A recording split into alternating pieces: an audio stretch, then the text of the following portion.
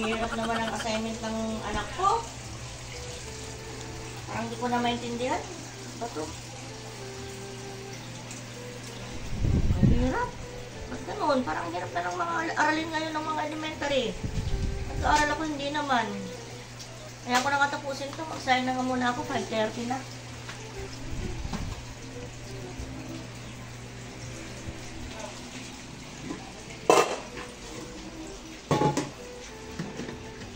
Ako, yari. Wala na pala kaming bigas. Ano ba naman yan? Yan ang sasahingin ko ngayon.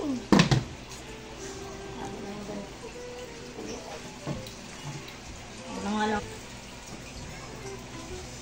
Okay yan. Ano kaya ito? Ang haba na ng utang ko sa tindahan eh. Sobrang haba na ng lista eh. Ilang buwan na yung asawa ko hindi nagpapadala. Paano pa ako utang? Saan pa? Hindi naman pwedeng hindi ko pakainin yung mga anak ko. Wala naman akong pambili. Ano ba yan? Kakapalang ko na lang mukha ko. Doon na naman ako kay Marites Yet. Wala akong magagawa. Buraot na naman ako ng bigas ito kay Marites Yet. Wala eh. Kailangan naman hindi ko pakainin yung mga anak ko. Meron din siyang bigas. Magbabayad na lang ako pag nagpadala yung asawa ko. Nakakaya na rin kay Marites Yet. Ang dami ko ng atraso rin sa kanya. Nakakaya na. Pero, ayun. Diyan ka lang ha. Mukhang alis. Tayo rin didiskarte. Para meron tayong pagbiling pagkain. Marites Yet! Bakit? Pasok na ako. Okay, pasok na. Alam mo na, meron na naman akong kailangan. Meron akong kailangan sa'yo, Marites Yet. Ano nangyari sa'yo? Bakit Binibenta ika-ika sana ka? ako ng rice cooker sa'yo eh. May rice cooker na kami. Bibenta ka pa. Bibenta ko Masama yung na rice ka cooker dyan. ko para makabili akong bigas. Mas maganda pa rice cooker ko dyan kaysa sa rice cooker man ba naman yan? Ano nangyari sa'yo? Bakit Ganun lang. ika-ika ka? Ano nangyari sa paa mo? Narayuman na ako. Grabe ah. Ay, isa yung aging na yan. Saka pag walang pera, ganyan talaga dami nararamdamang sakit pag walang pera. Baka pwedeng Ano?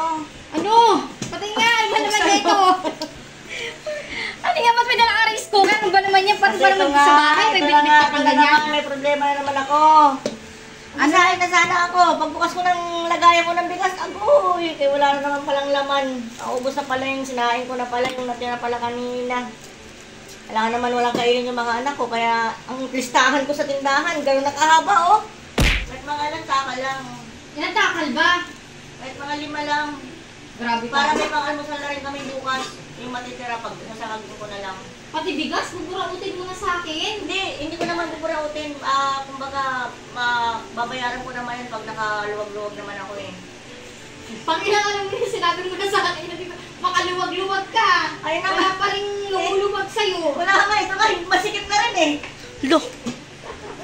Wala na puro na lang makaluwag-luwag, wala naman lumuluwag, lagi na lang masikip. Kaya nga kahit nga gipit sa buhay, tawa pa rin ng tawa eh. Para hindi maghalatang eh.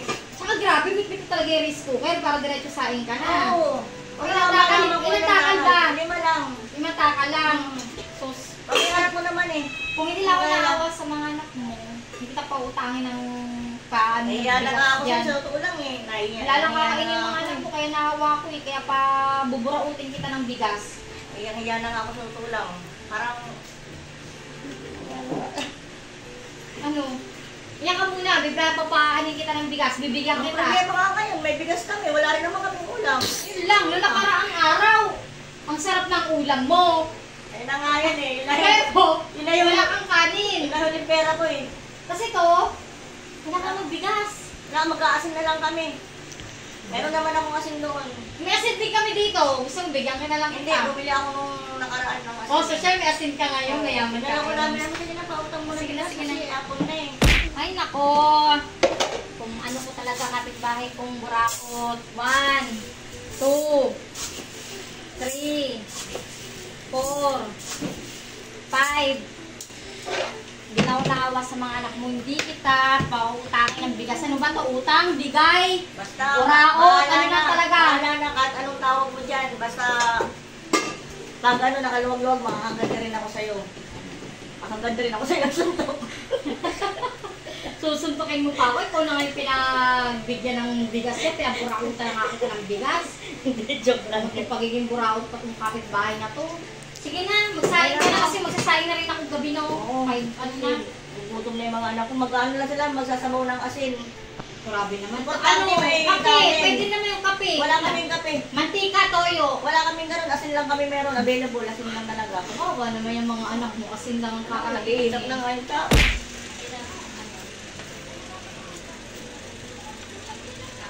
Ayun, naburautan na naman ako ng kapitbahay kong buraot. Bigas naman ngayon. So, ano naman kayo susunod na araw. Pero syempre, dahil nakakaawa naman yung kapitbahay kong yun, yung asawa di nagpapadala na sa ibang bansa. Kasi ibang bansa nga naturingan, di naman nagpapadala. So, lagi sila walang pagkain. Eh, nandito naman ang kapitbahay niya na lagi niya pwedeng burautan. Okay lang. Basta makatulong tayo. So, ayun, may kapitbahay din po kayong ganyan, laging buraot.